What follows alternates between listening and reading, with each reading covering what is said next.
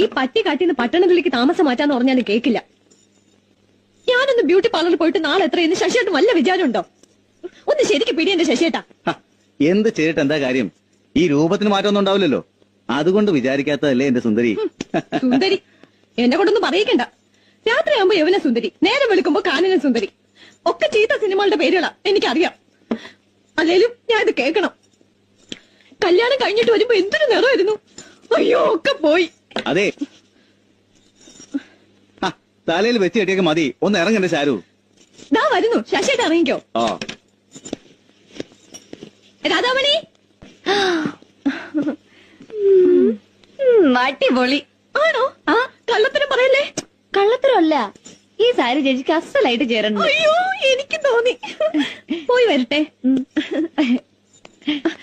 രാധേ, പൊട്ട് മാച്ചാണോ? പൊട്ടും കമ്മലും ഒക്കെ മാച്ചാ. അയ്യോ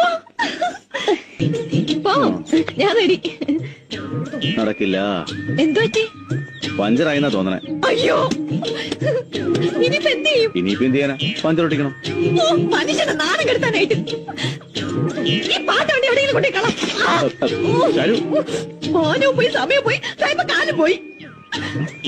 ഇനി രാധാമണിയുടെ മൂത്ത് ഞാൻ എങ്ങനെ നോക്കും? ഞാൻ പറയണേക്ക്.